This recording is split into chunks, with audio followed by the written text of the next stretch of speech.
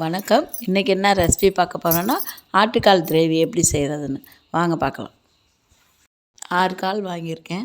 6 கால் வாங்கி வீட்டிலையே க்ளீன் பண்ணிக்கலாம் நம்மளே. இந்த ஆட்டுக்கால் சாப்பிட்றதுனால என்ன பயன் இருக்குன்னா, மூட்டு தேய்மானத்துக்கு, சளி இருமலை குறைக்கிறதுக்கு, முடி நல்லா வளர்கிறதுக்கு, உடம்பு சைனிங்காக இருக்கிறதுக்கு, இதுக்கு எல்லாமே பயன்படும். இது வாரத்துக்கு ஒரு முறை எடுத்துக்கலாம். உடம்புக்கு ரொம்ப நல்லது. இந்த மாதிரி அடுப்பில் லைட்டாக காட்டி எடுத்துட்டு கத்தி வச்சு சொன்னோன்னா முடி க்ளீனாக ஆகிடும். அது கால் பாதத்தை நாங்கள் குழம்புன்னு சொல்லுவோம். அதை சுரண்டினாக்கா அது வந்தது க்ளீனாக கத்தி வச்சு இப்படி எடுத்தால் வந்துடும். இந்த மாதிரி 6 காலையும் பொசுக்கி எடுத்து க்ளீன் பண்ணி வச்சுக்கணும்.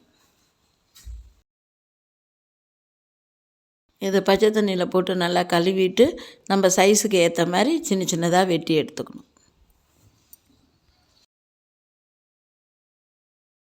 இப்போ துண்டாக சின்னதாக நம்ம வெட்டி வச்சுக்கிட்டோம். இப்போ பெரிய பாத்திரத்தில் ஓரளவுக்கு தண்ணி வச்சுட்டு 1/2 டீஸ்பூன் மஞ்சள், தேவையான அளவு உப்பு போட்டுட்டு வெட்டி வச்சது எல்லாத்தையும் தூக்கி அதில் போட்டு ஒரு கிண்டி எடுத்துக்கணும். எடுத்துட்டு அந்த கொஞ்சம் கருப்பு இருக்கிறது நம்ம கத்தியை வச்சு இப்படியே சுரண்டி எடுத்துட்டோன்னா ரொம்ப அழுத்தமாக சுரண்டக்கூடாது. மேத்தோல் அழுத்தத்தோல் வந்துடும். அதுதான் நமக்கு வலுவு. கொஞ்சம் கருப்பு இருக்கிறத மட்டும் நம்ம சுரண்டி எடுத்துக்கணும். அவ்வளோதான்.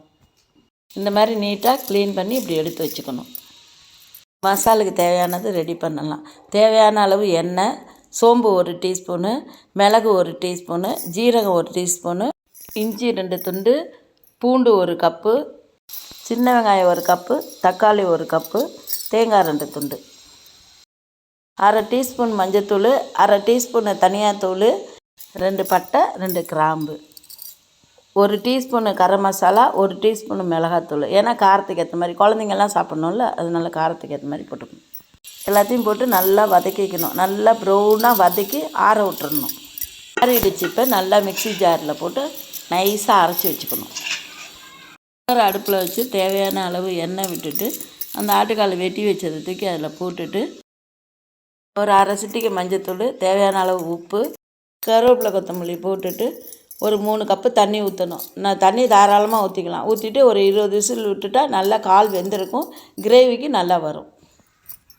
அடுப்பில் வச்சுட்டு தேவையான அளவு எண்ணெய் விட்டுக்கணும். எண்ணெய் காஞ்சதுக்கப்புறம் பட்டை, கிராம்பு, சோம்பு போட்டு நல்லா தாளித்து வந்ததுக்கப்புறம் இப்போ நம்ம அரைச்சி வச்சுருக்க மசாலா அதில் சேர்க்கணும். சேர்த்துட்டு தேவையான அளவு உப்பு போடணும். போட்டுட்டு அந்த மிக்ஸி கழுவுற தண்ணி மட்டும்தான் ஊற்றணும். வேறு தண்ணி ஆட் பண்ணக்கூடாது. இது நல்லா மசாலா நல்லா கலந்துட்டு குக்கரில் கால் வெந்திருக்கா அதை எடுத்து இதில் கலந்துடணும். இந்த மசாலோட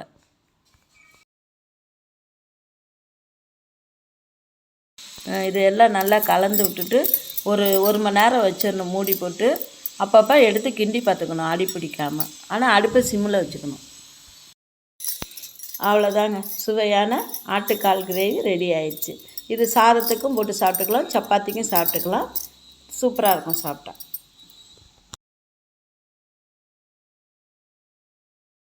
சப்ஸ்கிரைப் சாய்ராம் மீனாட்சி சமையல்.